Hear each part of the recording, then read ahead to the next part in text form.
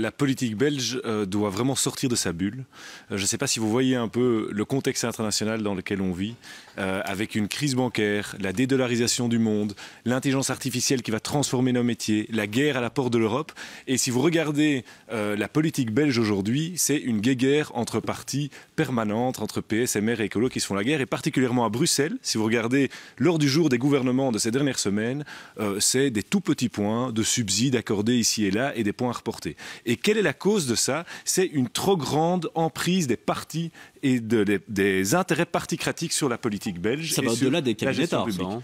Et je pense que les cabinets sont un de ces éléments, parce qu'à force de mettre trop de monde qui sont colorés politiquement à gérer les dossiers, il y a un moment donné, tout se politise et ça devient la guerre politique permanente. Est-ce que c'est pas la base même de la politique, malgré tout, même si évidemment il y a certaines dérives, surtout dans le système belge, mais non, je vous pense... entendre finalement... Je pense que la politique, c'est porter des convictions, bien évidemment, et on n'a pas tous les mêmes convictions, mais ensuite, c'est aussi avoir l'intérêt général. Et je pense que l'administration, elle est garant de cet intérêt général, et je pense qu'on peut construire un modèle, à l'instar de ce qui se passe dans d'autres pays, hein, parce qu'il y a beaucoup de pays où les cabinets ne sont pas du tout si pléthoriques, qui fonctionnent mieux.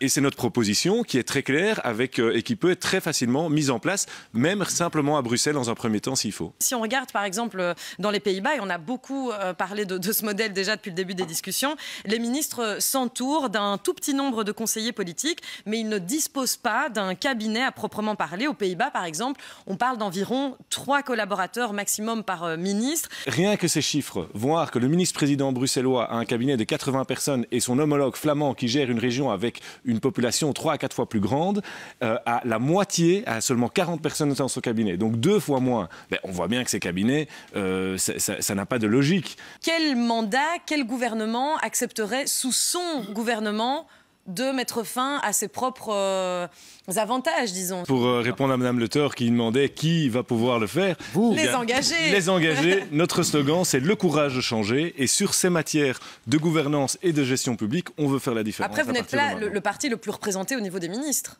Ah, aujourd'hui, pas du tout. On est partout dans l'opposition. Voilà. Mais on viendra à la table de négociation des gouvernements avec ces exigences.